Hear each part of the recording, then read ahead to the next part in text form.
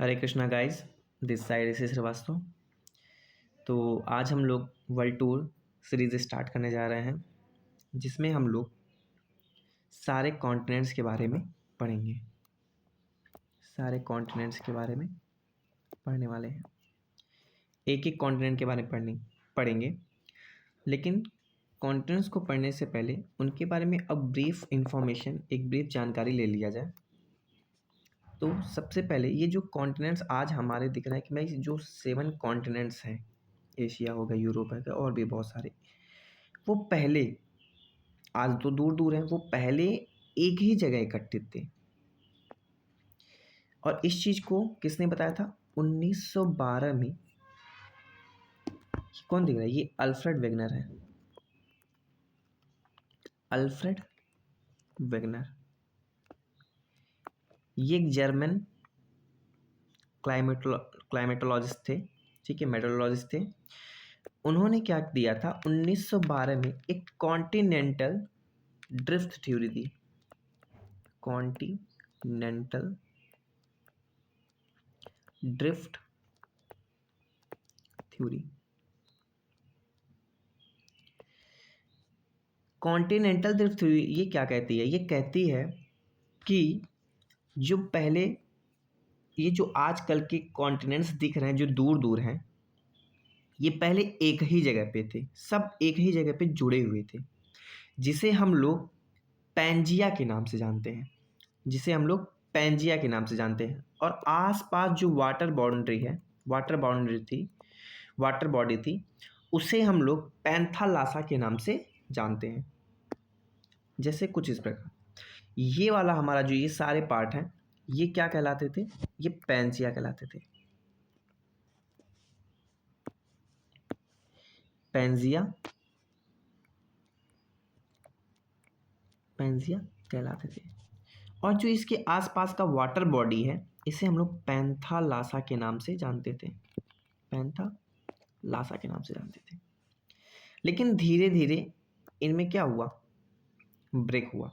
तो ऊपर north America, Eurasia चले गए, और नीचे वाला जो पार्ट हुआ, साउथ अफ्रीका, इंडिया का जो पेनिनसुलर रीजन है, ठीक है, इंडिया पूरा नहीं, पेनिनसुलर रीजन, ये हुआ। अंटार्कटिका हुआ, ऑस्ट्रेलिया हुआ, ठीक है। देखिए, ये पूरा पैंजिया है, लेकिन धीरे धीरे इसमें क्या हुआ? टूटना हुआ, ठीक है, ये टूटे, और धीरे धीरे फिर ऐसे हुआ, फिर ऐसे हुआ, और आज प्रेजेंट एज में कुछ इस प्रकार से है, ठीक है। जैसे मान लीजिए ये हमारी पृथ्वी थी, ये हमारा पैंजिया था, ये हमारा पैंजिया था, और ये जो वाटर बाउंड्री थी, इसे हम लोग पैंथालासा के नाम से जानते थे।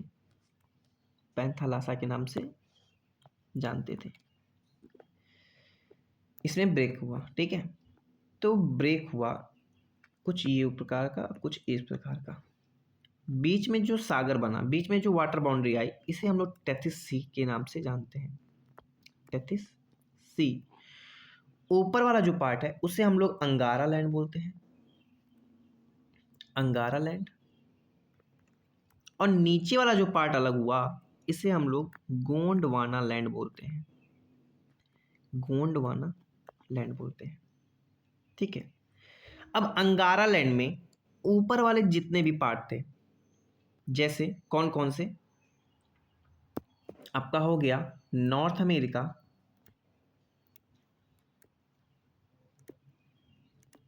अमेरिका, उसके बाद से आपका इधर यूरेशिया, यानी कि यूरोप प्लस एशिया, ये बना, ठीक है। ये सारे के सारे किसके पार्ट थे आपके? ये सारे के सारे आपके अंगारा लैंड के पार्ट थे। अंगारा लैंड के पार्ट थे। और नीचे कौन कौन से हैं? साउथ अमेरिका, फिर आपके बाद से आपका अंटार्कटिका, इधर है आपका ऑस्ट्रेलिया, अफ्रीका, और साथ ही साथ भारत का जो पेनिनसुलर रीजन है, पेनिनसुलर रीजन ऑफ इंडिया, ये सब किससे द्वारा बनते हैं? ये सब पार्ट है किसके? ये हैं आपके गोंडवाना लैंड के पार्ट हैं, गोंडवाना लैंड के पार्ट है। ठीक है, तो सबसे पहले मैप बनाते हैं। ठीक है, आप लोग भी बनाइएगा भाई।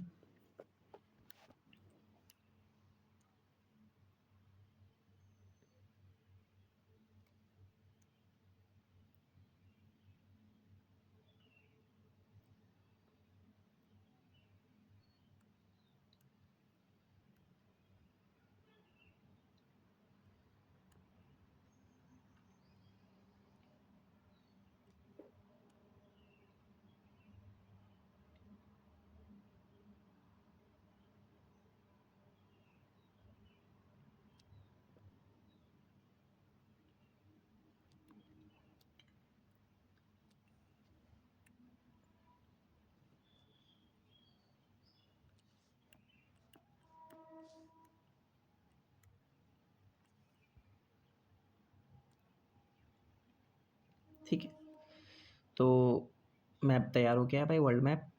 तो इसमें कहाँ कहाँ कौन कौन से हैं उसको देखते हैं। कलर चेंज कर लेते हैं पेन का। ठीक है, ये जो ऊपर वाला पार्ट, ठीक है, ये जो है इसे हम बोलते हैं नॉर्थ अमेरिका। क्या बोलते हैं? North America. ये नीचे वाला जो है इसे बोलते हैं साउथ अमेरिका, साउथ अमेरिका। ये वाला जो पार्ट है, ये वाला पार्ट है आपका अंटार्कटिका, अंटार्कटिका। ये है आपका ऑस्ट्रेलिया, ये है आपका अफ्रीका, ये है आपका यूरोप, और ये वाला पार्ट है आपका एशिया।